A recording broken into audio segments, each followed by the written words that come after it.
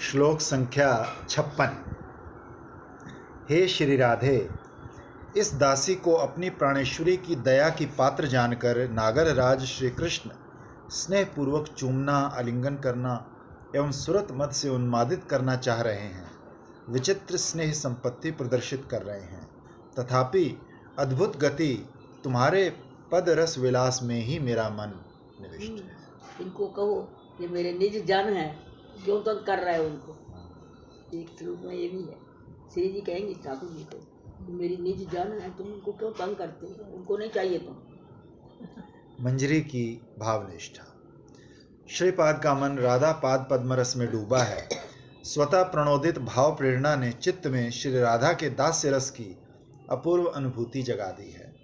बाह्य आवेश में भी राधा दास्य की अपूर्व झंकार, राधा दासित्व का अभिमान अन्य सब आवेशों को ग्रस कर हृदय क्षेत्र में सुमेरु शिखर की तरह अचल अटल भाव से सिर उठाए खड़ा हो गया है। स्वामिनी की स्मृति सर्वोपरि आनंदमय है, जगत का सभी कुछ दुखदायक है। तभी भक्त कंठ की आकुल प्रार्थना है कि मुझे अब और संसार की गंदगी में मत फेंकना, अब तो तुया पाद पद्म पाशे कर अनुचरी। कितनी स्ट्रांग वाणी लिखी है ना आचार्यों ने। श्री राधा के अनुचरित्व के अभिमान में श्रीपाद इस श्लोक में मंजरी की अनन्य भाव निष्ठा व्यक्त कर रहे हैं। पिछले श्लोक में स्फूर्ति के रुकने पर बाह्य अवस्था में श्री राधा पाद पद्मों की अविच्छिन्न स्मृति की प्रार्थना की है। देखते देखते श्रीमती की कृपा से स्फूर्ति में एक लीला छवि आंखों के आगे फूट पड़ी। श्री वृंदावन में विहार परायण हैं श्री राधा श्याम। किंकरी के रूप में श्रीपाद छाया की तरह युगल पाद पद्म सेवा में लगे हैं। आज किंकरी की सेवा से परम संतुष्ट होकर श्रीमती उसकी सेवा निष्ठा के लिए उसे चूमने, आलिंगन आदि करने के लिए आंखों के इशारे से नागर को प्रेरित कर रही है। यद्यपि किंकरियों के अंग संग की इच्छा श्री कृष्ण के अंतस में नहीं जगती, तथापि अपनी प्राणेश्वरी श्री राधा की कृपा पात्र जानकर सखियों से कहीं अधिक मंजरी की विलक्षण भाव निष्ठा के लिए नागर राज श्रीमती के संकेत पर किंकरी को चुंबन, आलिंगन और सुरत मद से उन्मादित करना चाह रहे हैं और विचित्र स्नेह संपत्ति दिखा रहे हैं। यहाँ विचित्र स्नेह संपत्ति का अर्थ है विस्मयावह और आश्चर्यजनक स्नेह संपदा। कारण मंजरी से मिलने की आकांक्षा श्री कृष्ण में भी कभी नहीं जगती। किंकरी का मन श्री राधा के पद रस विलास में अर्थात श्री चरण सेवा रस में मग्न है, इसलिए वो नागर की उस चेष्टा पर नहीं नहीं कहते कहते नागर को रुकवाने के लिए अपनी ईश्वरी के चरणों में पड़कर प्रार्थना कर रही है। ईश्वरी भी किंकरी की भावनिष्ठा देखकर हंस रही है। इस विषय में श्रीपाद ने अपने वृंदावन महिमामृत में लिखा है कि मंजरियां श्री राधा के पद कमल दास से में ही अनन्य चित्त हैं। श्री हरि के अंग संग की वासना उनमें सपने में भी नहीं जगती।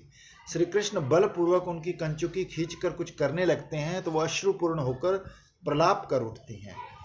तो इस पर मेरी आत्मा प्राण स्वरूपिणी श्री राधा हंस पड़ती। मंजरियों की भाव शुद्धि अति अनिर्वचनीय है। वो नाम से मंजरी, स्वभाव से भी मंजरी। जैसे मंजरी खिले फूल के पास रहकर उसके प्रति भ्रमर की लिप्सा बढ़ाती है, मंजरी के साथ भ्रमर का विलास नहीं होता, वैसे ही ये श्री राधा के निकट रहकर अजीब नाम निकाला है मंजरी। मंजरी शब्द महाप्रभु के लीला से पहले कहीं नहीं था। इतना सुंदर नाम। उनके प्रति मधुसूदन की लिप्सा बढ़ाती है, कभी भी स्वयं उनके अंग संग की इच्छा नहीं करती। अन्य अन्य सखियों की तुलना में यही इनकी विशेषता है। जिन्होंने श्री कृष्ण आलिंगन आस्वाद वांछा से विरक्ति रूप व्रत लिया है, जो श्री राधा के सुख में ही एकमात्र तृष्णाशीला हैं, अर्थात श्री कृष्ण के साथ श्री राधा का मिलन संपादन रूपी श्री राधा का सुख ही जिनका एकमात्र काम्य है, उन्हीं कस्तूरी आदि सखियों मंजरियों ने व्रत का फल प्राप्त किया है। श्री श्री राधा कृष्ण की रहस्यमयी सेवा ही इनका अभिष्टतम है। वो सेवा प्राप्ति ही श्री कृष्ण आलिंगन आस्वाद वांछा से विरक्ति रूपी व्रत का चरम फल है। जो सिद्ध का लक्षण है वही साधक का साधन है। इस रीति के अनुसार मंजरी भाव साधक का साधन काल में श्री युगल सेवा ही एकमात्र काम में होना चाहिए। दीदी देखो, जो और रस है वो सारे भौतिक जगत में भी दिखते हैं, वात्सल्य है, सख्य है, वो कहीं ना कहीं दिखते हैं, लेकिन ये जो इतना एकदम अलग और अद्भुत है कि बाकी ये जो रस है और नहीं, और ये रस तो लौकिक रस में दिखता नहीं नहीं कहीं। है।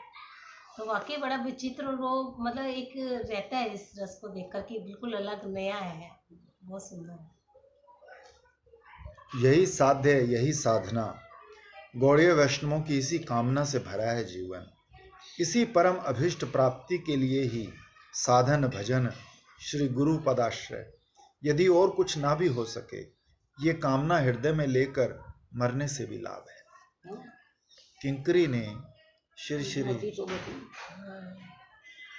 राधा माधव के प्रीति रस में मग्न होकर ही अशेष ब्रज बंधुओं के चरम काम में जय श्री मंदिर को ना वो होली होता ना गाना, हाँ। 6 बजे बुलाएगी जय- सबको। श्री मस्जिद में जो श्री गोविंद के अंग संग रूपी महासंपद को दूर छोड़ दिया है। कोई मंजरी युगल सेवा के लिए माला बनाने के लिए कुसुम चयन कर रही थी। श्री कृष्ण उसे देखकर बोले, हे शोभनांगी, इस कुंज में कुछ समय मेरे साथ विलास कर अपना जन्म सफल करो। तब उस मंजरी ने स्त्री सुलभ वाम्य चातुर्य आदि छोड़कर अपने मन का अभिप्राय व्यक्त करते हुए कहा, हे गोविंद, राधा रूपी सुर तलास्य की भूमि पर तुम्हारी जो उज्ज्वल रस कला या श्रृंगार रस वैदग्ध्य चलता है, मैं उसी की अभिलाषा करती हूँ। उसी का प्रभाव है कि तुम्हारे जिस अंग संग रस ने असंख्य बंधुजनों के मनोरथ की चरम सीमा प्राप्त की है, उसके लिए मेरे मन में कभी उत्सुकता नहीं। इसलिए मेरे काम में सुख में ही तुम मुझे निमग्न किए रखो। जैसे श्री कृष्ण की इच्छा अथवा चेष्टा के फलस्वरूप मंजरियां उनके अंग संग की इच्छा व्यक्त नहीं करती, वैसे ही श्री राधा की चेष्टा भी उन्हें इस कार्य में प्रवर्तित नहीं कर सकती। कि एक बार श्रीमती राधा ने मणि मंजरी को कहते एक बार चित्रा को सजा के रख दिया राधा रानी के रूप में परीक्षा करने के लिए, तो भी वो नहीं है, जान गई। श्रीमती राधा ने मणि मंजरी को श्री कृष्ण के निकट अभिसार कराने के लिए किसी सखी को नियुक्त किया। वो युक्ति पूर्वक अभिसार न करा पाई तो लौटकर श्री राधा से बोली, हे प्रिय सखी, तुम्हारे आदेश से मैंने नाना प्रकार के प्रलोभन वाक्यों से मणि मंजरी को श्री कृष्णांग सुख सुख के लिए प्रवर्तित करने की चेष्टा की, पर उसने किसी प्रकार भी इच्छा नहीं की। अतः मैं समझ गई कि उसका चित्त विशुद्ध है। आलोच्य श्लोक में श्री श्री राधा कृष्ण दोनों की ही मंजरी को श्री कृष्ण मिलन के लिए प्रवर्तित करने की चेष्टा व्यर्थ हुई। मंजरी का मनोभृंग श्री राधा के पाद पद्म मकरंद रस के आस्वादन के अतिरिक्त और कुछ भी कामना नहीं करता। श्री राधा हैं अद्भुत गति, इसलिए उनका दास्य भी अति अद्भुत है। उस अद्भुत श्री राधा पदरस विलास में दासी श्रीपाद का मन सतत निमग्न रहा। श्लोक का एक और प्रकार की व्याख्या माधुर्य आस्वादन किया जा सकता है। अभिसारिका हैं श्री राधा, किंकरी के रूप में श्रीपाद छाया की तरह उनके साथ है। आज शाम मिलन की उत्कंठा में श्रीमती लंबा रास्ता पार कर मिलन कुंज के द्वार पर पहुंची हैं और बहुत दूर चलने से सुकुमारी के श्री चरण विवश हो गए हैं। लीला की योग्यता उनमें नहीं रही, तो श्रीमती के मन की बात समझकर किंकरी ने इस तरह उनके श्री चरण दबाए कि उनकी विवशता दूर हो गई। श्री चरणों में लीला की योग्यता आ गई। श्री राधा श्री कृष्ण सेवा की योग्यता पाकर उत्फलित हैं, किंकरी की सेवा से परम संतुष्ट हैं, तो किंकरी को कुछ पुरस्कार देंगी। किंकरी को स्नेह के साथ वक्ष के निकट खींचकर बार बार चुंबन आलिंगन कर रही हैं। सूरत मद में मत हैं श्रीमती। उस गंधाभास से वो किंकरी को भी विमत्त कर रही हैं, अर्थात श्रीमती भावी लीला की स्मृति में सूरत मद में विमत्त हैं और किंकरी उनकी वैसी श्रीमूर्ति देखकर उनका श्री कृष्ण के साथ शीघ्र मिलन कराने की कामना में मत है। अब किंकरी के आगे अपूर्व स्नेह संपदा प्रकट कर रही हैं। किंकरी कृतार्थ हैं, श्री चरणों की ओर निहार रही हैं, मन ही मन सोच रही हैं, हे श्री राधे, तुम अद्भुत गति हो, तुम्हारा पद रस विलास भी अति अद्भुत है। हे प्राणेश्वरी, तुम यही कृपा करो कि तुम्हारे पद रस विलास यानी सेवा सुख को त्याग कर अन्य सुख में अपने को भूल न जाओ। किंकरियां सेवा को भूलकर सखियों की तरह श्री राधा सख्य तक की इच्छा नहीं करती।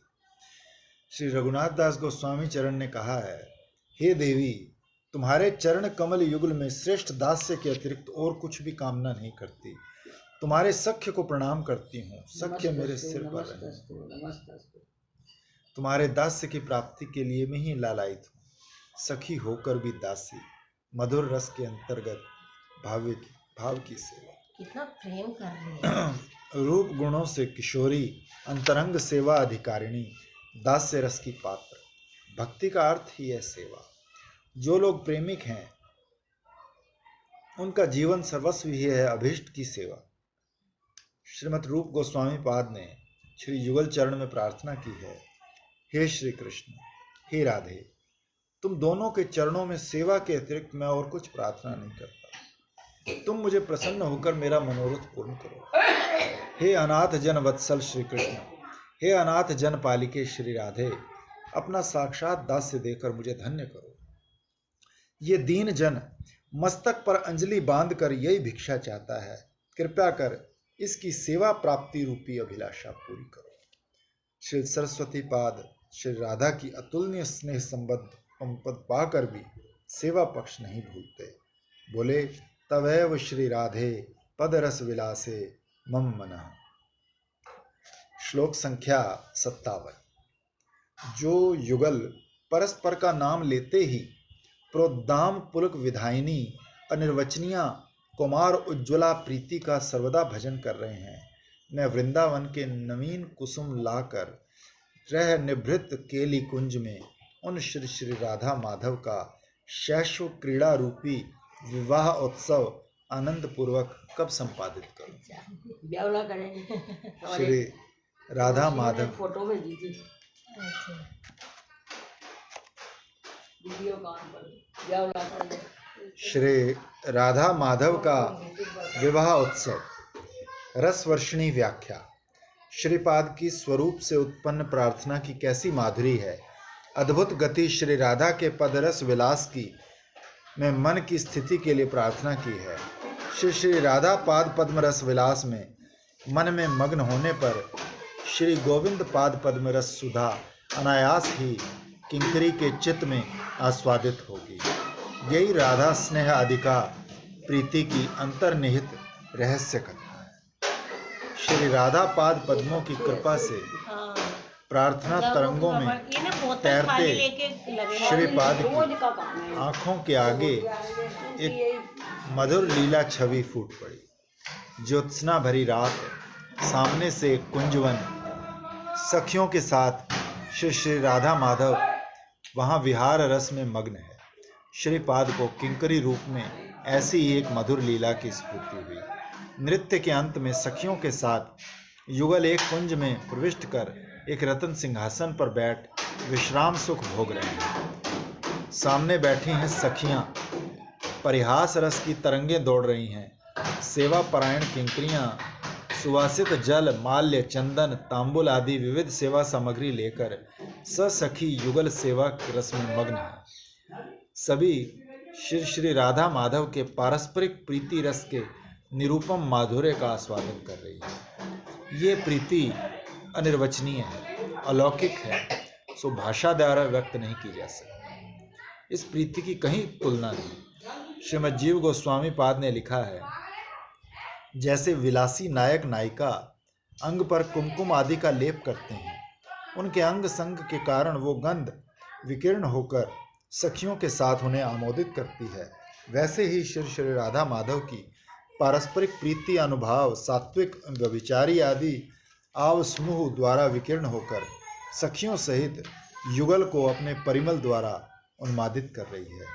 श्याम प्रीति की मधुर उन्मादना में विवश श्री राधा प्रीतम का नाम सुनते ही सात्विक भाव आवेश में पुलकित हो रही है। श्री श्याम सुंदर भी श्री राधा का नाम सुनकर आनंद आधिक्य के वश रोमांचित हो रहे हैं। सखिया ये जानकर श्री युगल का मधुर नाम गायन कर रहे हैं। दोनों एक दूसरे का नाम सुनते ही विहल हो उठे। नाम के साथ नामी अंतस में प्रविष्ट होकर प्रेम पुलक पैदा कर रहा है। महाजनों ने श्री श्री राधा माधव के पूर्व राग में परस्पर का नाम सुनते ही परस्पर के अनुराग आधिक्य का वर्णन किया है। श्रीमती ने जब तक श्याम के साक्षात दर्शन नहीं किए, बस श्याम नाम ही सुना है। सुनते ही वो 2 अक्षर उनके कानों में होकर मर्म में प्रवेश कर गए। मधुमेह नाम कुछ सोचने का भी अवसर नहीं देता। तत्क्षणात श्रीमती के प्राणों को आकर्षित कर रस में श्याम सुंदर के श्रीपाद पद्मों में समर्पित कर दिया है। वो कौन है, कहाँ रहता है, स्वभाव कैसा है, कुछ नहीं जानती। बस नाम सुनते ही उन्मादनी सी हो गई है। अंधा अनुराग वन के रास्ते खींच ले जाना चाहता है, जाने का उपाय नहीं, कारण वो कुल बाला है। फिर घर में रहा भी नहीं जाता। निरुपाय होकर श्याम इन 2 अक्षरों को जप रही है। देह में कदम्ब केसर की तरह सघन पुलक राशि है। आंखों से श्रावण धारा बही जा रही है। श्रीमती का भाव अंतर देखकर सखी कारण पूछती है, तो वो स्नेहपूर्वक हाथ पकड़कर कहती है, सखी केवा सुनाइल श्याम नाम, कानेर भीतर दिया मरमे पशिल गो, आकुल करेल मोर प्राण, न जानी कतेक मधु श्याम नामे आछे गो, बदन छाड़िते नहीं पारे, जपिते जपिते नाम अवश्य करेल गो, केमने वा पाश्रिव तारे। उसी प्रकार श्याम सुंदर ने भी पूर्व राग की अवस्था में जिस दिन सखी के मुंह से राधा नाम सुना, बस सुनते ही आनंद घन विग्रह के अंतस में भी परमानंद पुलक पैदा हो गया। भाव विहल होकर सखी से बोले, सखी राधा नाम के कैले, सुनि मम प्राण जुड़ाइले, कथ नाम आछे गोकुले, हेन हिया न करे आकुले, ए नामे आछे की माधुरी, श्रवणे रहेल सुधा भरी, चिते नीति मूर्ति विकास, अमिया सागरे जेन वास, आँखिते देखिते करे साथ, ए यदुनंदन मन कांत। श्री राधा माधव की प्रीति को एक और विशेषण दे रहे हैं, कौमार एवोज्वलाम, अर्थात युगल जिस पारस्परिक प्रीति का भजन करते हैं वो कुमार उज्ज्वला है। यहाँ उज्ज्वल शब्द से श्रृंगार ही बोध होता है। कुमार श्रृंगार रस के लिए अनुपयोगी है। जिस उम्र में मार या कंदर्प का कोई प्रभाव देखने में नहीं आता, उसी को कौमार कहा जाता है। श्रृंगार रस कैशोर अवस्था के लिए ही उपयोगी है। उज्ज्वल रस की दृष्टि से कैशोर वयस ही श्रेष्ठ है। अतः इस श्लोक में कौमार और शैशव शब्द से आद्य किशोर को ही लक्ष्य किया गया है। मृदुलता अथवा सौकुमार्यवश मानो श्री युगल के अंग में कौमार या शैशव की छवि अब विद्यमान है। श्रीपाद लीला शुक के श्री कृष्ण करणामृत ग्रंथ में बहुत से स्थानों में बाल, शैशव आदि शब्दों का प्रयोग हुआ है और इसी मर्म में श्री कविराज गोस्वामी पाद ने अपनी सारंग रंगदा व्याख्या में इन शब्दों का कैशोर अर्थ ग्रहण किया है। फिर तंत्र मतानुसार 16 वर्ष तक कुमार होता है, इसलिए मत से कुमार में उज्ज्वला प्रीति का आविर्भाव कोई बाधा नहीं।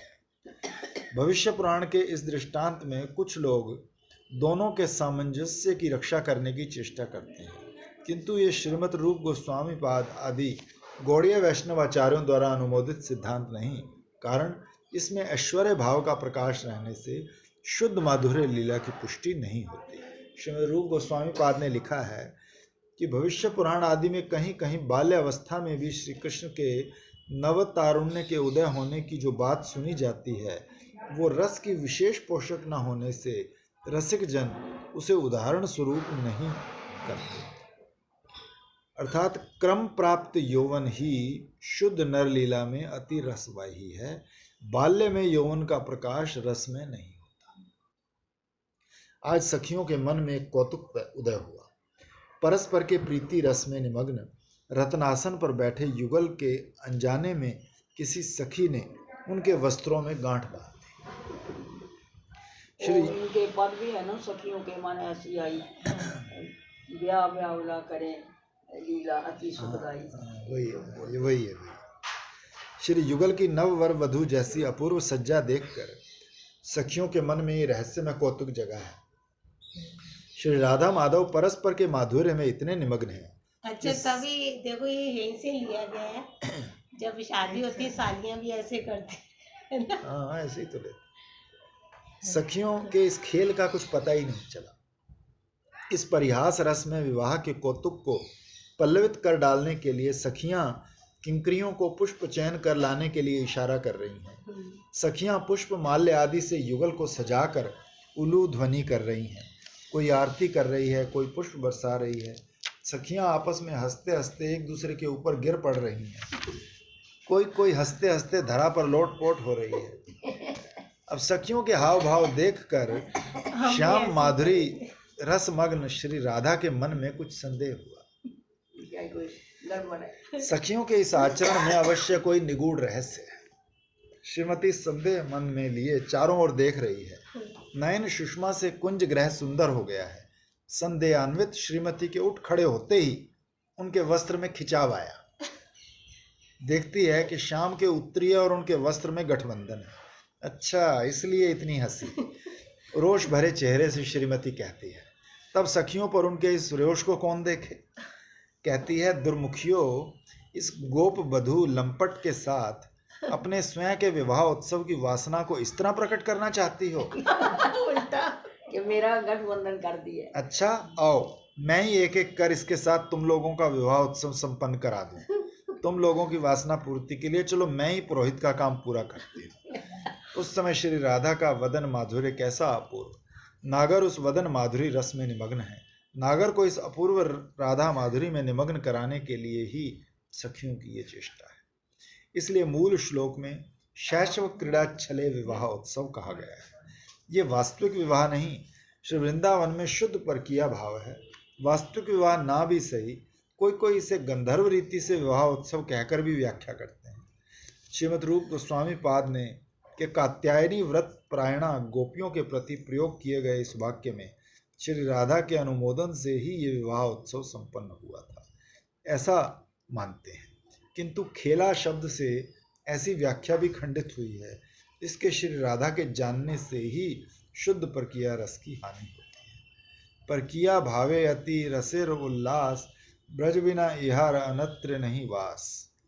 श्रीपाद ने किंकरी के रूप में इस परिहास विवाह उत्सव में सक्रिय भाग लिया था। अब स्फूर्ति के विराम में प्रार्थना कर रहे हैं। अच्छे श्लोक संख्या 58। मधुर वीणा गान विद्या की निधि स्वरूपा, करेंद्र हाथी के साथ वन में सम्मिलित मदोन्मत्त करणी हाथनी की तरह सुंदर गति विशिष्टा श्री राधा मनोहर वेणु मार्ग पर वीणा की तरह पंचम स्वर से संगीत पैदा करने वाले प्रीतम श्री कृष्ण के साथ यमुना तीर पर कब जाकर मिलेंगी। रास की पुकार, बुलाहट। रह रहकर श्रीपाद की स्फुरण धारा प्रवाहित है। स्फूर्ति में स्वयं की कोई चेष्टा नहीं, स्वाभाविक ही है। जब स्वरूप से उत्पन्न आकांक्षा जगती है तब माया का संश्रव नहीं रहता। माइक संस्कार निर्मूल होकर नित्य संस्कार क्रमशः बद्धमूल होने लगते हैं। धीरे धीरे स्वामिनी के रूप गुण लीला आदि का ध्यान स्वाभाविक हो जाता है। ध्यान करते करते हृदय जब परिपक्व हो जाता है तब स्फूर्ति आती है। राग साधक के भजनांग लीला आदि का श्रवण कीर्तन ध्यान आदि अभीष्ट के नाम संकीर्तन द्वारा उज्ज्वलतर होकर उसे शीघ्र ही स्फूर्ति के राज्य में ले जाते हैं। श्री गोस्वामी पादों ने ये अवस्था शीघ्र प्राप्त करने के लिए श्री राधा की रूप गुण लीला माधुरी के स्वाभाविक उद्दीपन में स्थान श्री वृंदावन का ही आश्रय लेने का आदेश दिया है। ब्रज आश्रयी साधक को श्रीमती के रूप गुण आदि के अनुभव के लिए लालायित होना होगा। तुम्हारे आश्रितों को परमानंद प्राप्त होता है। मेरा दुर्दैव कि मैं कुछ भी नहीं पा रहा। हे वृंदावटवी, तुम्हारे बीच श्री युगल कहाँ खेल रहे हैं, बता दो। पुकार रहा हूं पर उत्तर नहीं, कैसे तृप्त होगा। विरही साधक में उन्माद के लक्षण प्रकट होंगे। सहसा विद्युत की तरह स्वामिनी का स्फुरण होगा, तभी आश्वास। श्रीपाद को इस श्लोक में रास आरंभ का मधुर स्फुरण प्राप्त हुआ है। सर्वलीला मुकुटमणि है श्री रास लीला। रास लीला के समुज्वल रस में रसमय भगवान स्वयं आत्महारा है। नहीं जाने स्मृते रसे मनो में कीदृशम भवे। श्री भगवान ने कहा कि रास लीला की बात याद आने पर मेरे मन प्राण जाने कैसे करने लगते हैं, मैं बता नहीं सकता। उद्धव जी बोले, श्री हरि की चमत्कार राशि को भी बढ़ाने वाला रास लीला रस मेरे हृदय में अनिर्वचनीय विस्मय पैदा कर रहा है। रास लीला भक्त और भगवान दोनों के अंतस में विस्मय का स्पंदन करती है। तभी रासेश्वरी श्री राधा के आह्वान हेतु आज रास रसिक ने अभिनव परिपाटी के साथ वेणुनाद शुरू किया है, जो आज वंशी पर वीणा के पंचम स्वर में आलाप कर रहे हैं। वंशी पर वीणा के स्वर का आलाप क्यों? उत्तर में बोले, जो प्रीतम श्याम सुंदर के मधुर वेणु गायन के साथ वीणा गायन की विद्या निधि स्वरूपा हैं, रास विलास में रासेश्वरी को आह्वान करने का ये एक अपूर्व संकेत है। नृत्य गीत का महामहोत्सव ही रासलीला है। वृंदावन के अतिरिक्त अन्य धामों में रास नहीं होता, और वृंदावन में भी मधुर गायन की विद्या निधि श्री राधा के आविर्भाव के बिना रास नहीं। मादनाख्य महाभाव से समुद्भूत नृत्य गीत आदि रास रस के मौलिक उपादान हैं।